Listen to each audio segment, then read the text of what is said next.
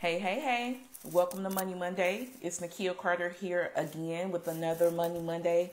So come on in. Tonight we're talking about summer planning. We're talking about kids, food, and travel. I'm going to give you some budget-friendly ideas. I'm going to talk about how to save money when those kids are at home, eating everything they see. And then I'm going to tell you how to plan your vacation on a budget. So come in. Get settled. Let's give people another couple minutes to get on, and then we will start promptly at 9 o'clock.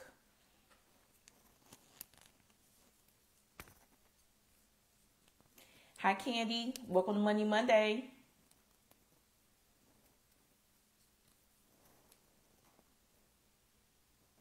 I think Candy has seen maybe every Money Monday I've ever done in my life. So thank you for your support, Candy. I really appreciate it. Just liking and commenting, engaging, sharing. I really, really appreciate it. You're one of the reasons why I keep going. So when I feel like giving up, I say, no, I need to come correct because I know Candy's going to be there. So I appreciate you. If you're just getting on, as I said earlier, we're talking about summer planning. So food, kids, food, travel. We're going to talk about it all because in my mind, that's what summer equals, right? Kids are out of school. You usually eat good. You're going to different barbecues, different events. And then, of course, summer vacation traveling. So that's what we're talking about tonight. Thank you, Candy. And so for me, I know growing up, summers were always fun. My mom had 3 kids. And we would eat her out of house and home. It seemed like she was going to the grocery store every 2 or 3 days because we were just eating everything. So I'm going to talk about that. And then I'm going to talk about some vacation ideas, ways that you can travel on a budget. I'm not going to be speaking so much about, the extravagant, the lavish, because, if you can afford it, that's great, but that's really not my speed. So we're going to talk about budget-friendly options, okay?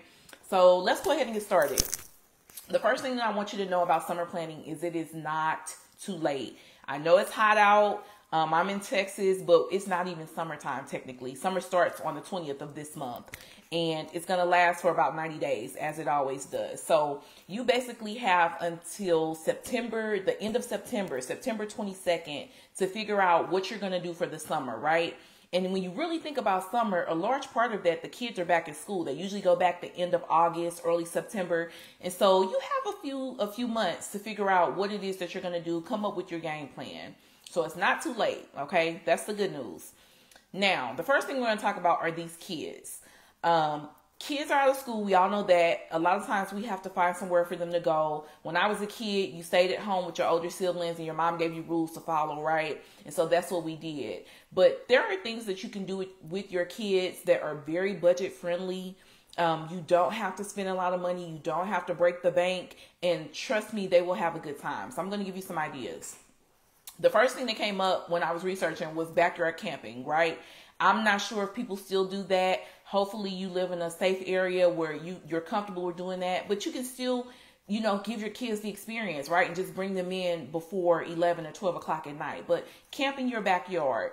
The idea and the goal of these ideas is to focus on things that is affordable, that's within your budget, that's easy, that's convenient, that's quick, right? Because most parents are still working, right? So they're still at work 9 to 5 every single day.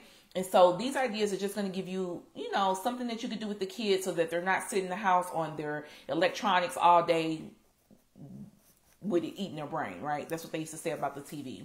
So another idea is to paint rocks. You can put them around your garden. You can come up with an activity bucket where you get popsicle sticks and you write all of these ideas out on popsicle sticks and stick them in the bucket. Pull an idea and do that. You can have an outdoor movie night.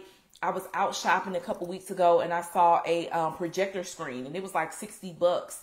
And so if you have kids, that's something that you can absolutely set up in your house, in your backyard, and use it over and over and over. You can build forts. You can go stargazing. There are websites that will tell you about areas, places in your area that you can go and stargaze. I live in a city, I live in Dallas, and there was a place 5 minutes from my house. And I never would have thought that you could go to this place and stargaze. So that's another great option. Berry picking, the zoo, the science center, the museum. I'm from St. Louis.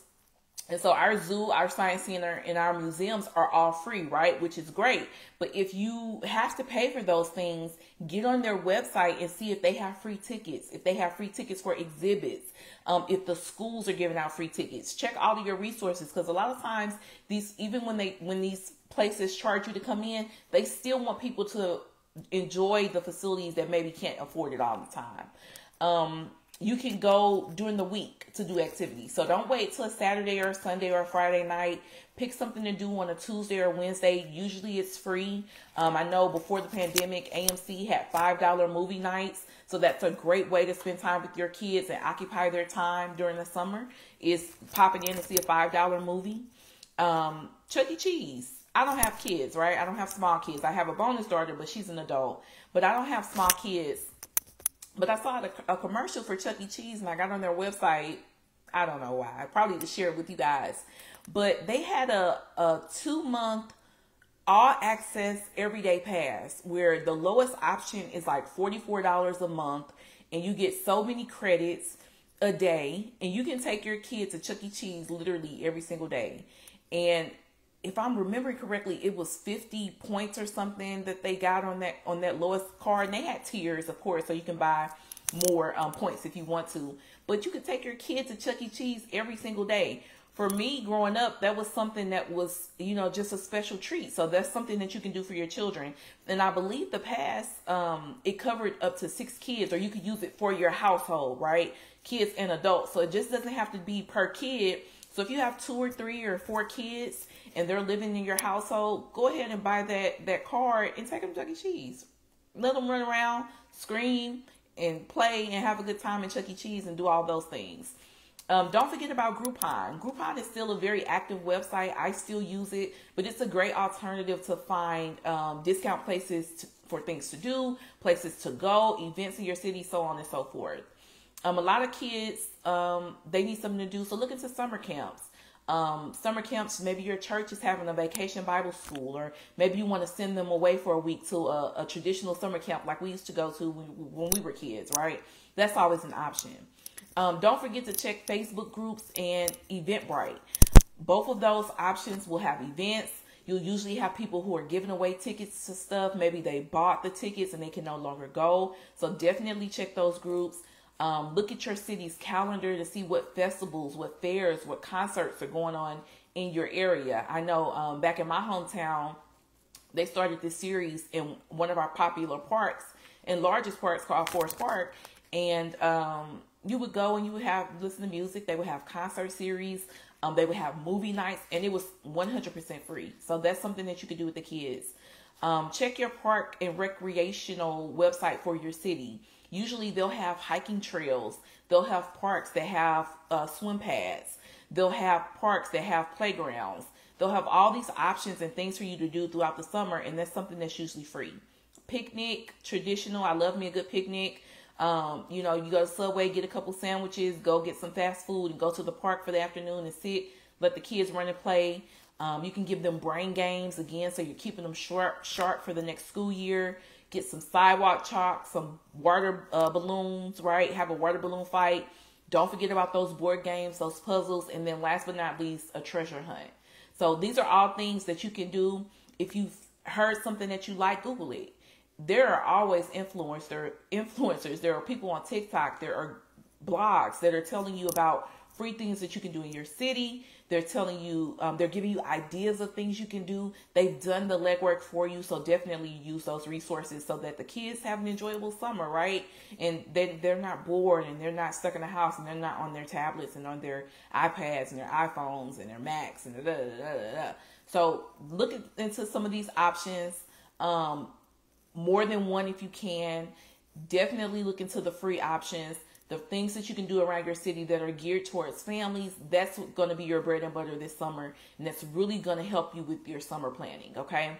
And even consider putting those things on the calendar, right? So you can say, okay, on June 30th, we're going to do X, Y, and Z. On July 4th, we're going to go take advantage of this festival, whatever, right? Okay, let's talk about food.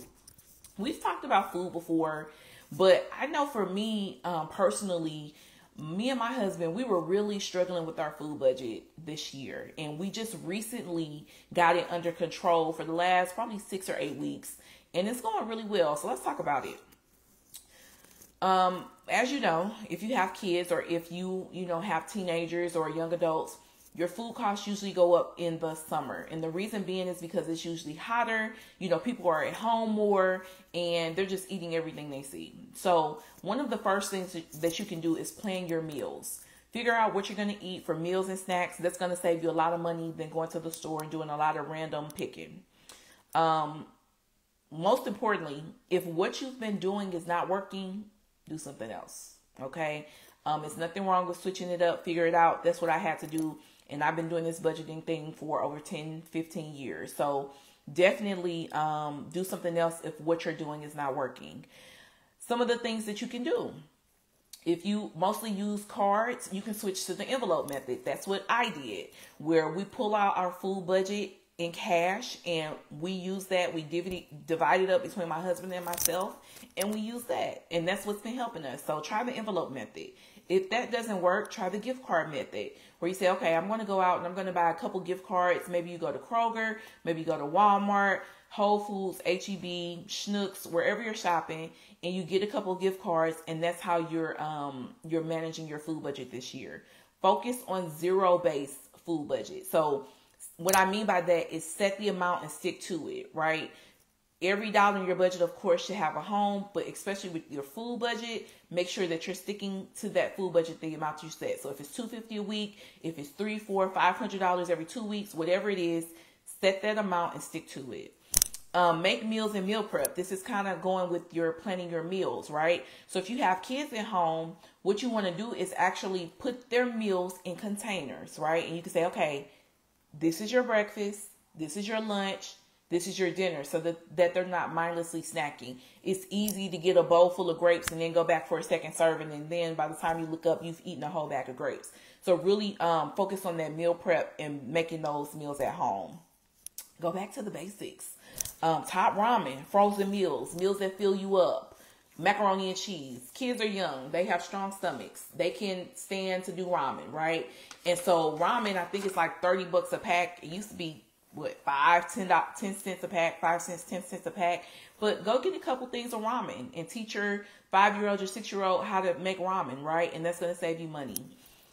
There's a reason why our parents used to feed us salads, right? And it's because they bulk up. So salads, beans, rice, pasta, focus on meals that have those bulk items in it. Of course, you want to be healthy, but those are things that are going to keep everyone full longer. Shop smart, right? So what does that mean? That means let the kids pick an item. Okay, you have one item, you can pick a dessert. You have $5 that you can spend to buy whatever you want in the grocery store. That's a good way to stay on track. Focus on the store that you're shopping at. Maybe you're shopping at an Aldi's or a farmer's market, or shopping with coupons.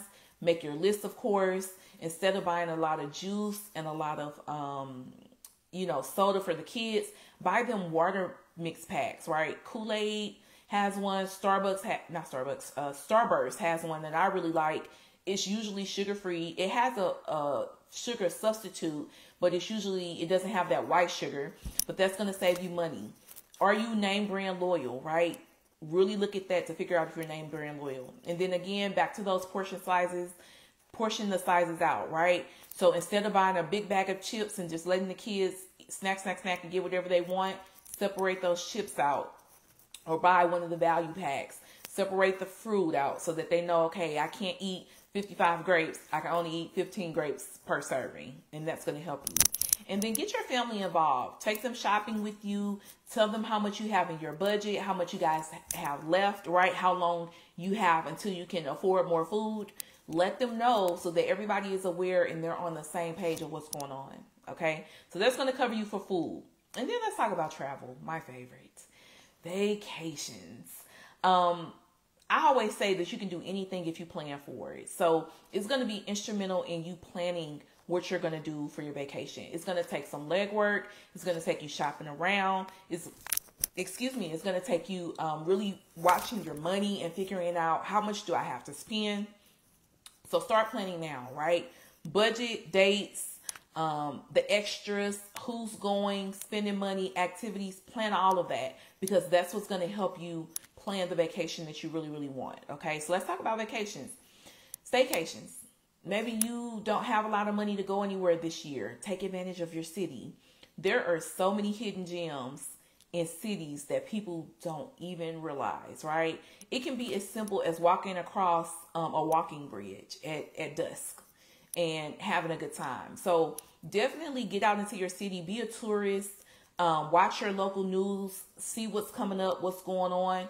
Just be a tourist and act like you're visiting your city for the first time. And I promise you, you're going to find something that you've never done before. It's impossible for you not to. So definitely, if you can afford to travel outside your city, do a staycation. Still save money. It's still within your budget. It's still budget friendly. Another thing that you can do, if maybe you have a little bit more money, is a road trip, right? Drive. It's always going to be cheaper to drive maybe 3, 4, 5 hours away from where you are to another city. Explore that city, be a tourist in that city, and that's still going to be a very affordable trip. When you're planning your vacation, definitely look into last minute travel deals. My anniversary is this month. It's in 2 weeks, and we have not booked our trip. I'm not stressing. I'm not worried, because I know that we're going to find some place on this earth to go. Okay, so look at those last minute travel deals. And then as you're planning, consider 2 options, right? Look at the option of planning it yourself. That's always going to be most economical. A lot of times travel agencies, they want to make money. That's not a lot of times, it's all the time. They want to make money. And so a lot of the options that they give you are gonna be bumped up a little bit, unless it's a last minute travel deal and they're just trying to get rid of it and break even. So plan it yourself, look into that option to see how that fits within your budget, but also reach out to a travel agent to see what are some options that they have for you. What can they do? They may be able to accommodate you, and they may surprise you. Don't discount visiting your family. How often do we see our families? Like, not just our immediate family, but family, cousins and aunts and uncles and, your grandparents and third cousins removed and childhood friends. So that's absolutely an option for you to visit family. Now, I'm not saying travel to another city and use your family for some place to stay, right? I'm not saying that, but I'm saying go and visit your family and spend some time with them and be a tourist in their city and do that. Travel sites. Look at those travel sites, those discount sites, the Expedias, the Trivago, Travelocity, Groupon, Google budget-friendly vacations. I'm telling you, I Googled it. A lot of things came up. I found something on Expedia, and it was like $500 travel deals per person. That's super cheap, especially if you have a smaller family size. And then the last tip is to pack light. A lot of us overpack. We pack 75 outfits that we'll never wear, and you just don't need all that. So airlines now, if you're going to fly, they're getting very strict with their bag policy. So definitely pack light. Okay. So these are some tips to pack your summer. As I said earlier, it is not too late. Summer hasn't even really started. I know we're scorching. It's scorching hot, but summer hasn't even started. So you definitely have time to figure out what the kids are going to do, to figure out how to make sure that your food stays within your budget, and to plan a vacation, whether it's a staycation where you're just taking off time from work and you're a tourist in your city, or you're going on a road trip, or you're flying somewhere. But it's definitely time for you to plan something, and you can do anything if you plan for it. Okay. I hope you guys enjoyed this Money Monday. Let me see what I'll talk about next week. What's on my list? Next week, I'll talk to the young adults. So these will be tips and money-friendly options and ideas and strategies for young adults. I'm talking about 18, 19, 20, 25 and lower. So see you guys next week. I hope you have an amazing week. I'll be traveling in the next couple weeks. So I'm going to think about what to do for the Money Monday for the last week of the month. I'll keep you guys posted. I'll decide between this week and next week so I can give you guys an idea. But I love you guys. Hey, Natalie, thanks for joining Money Monday. I will see you at the next Monday. Have a good week, everybody. Bye-bye.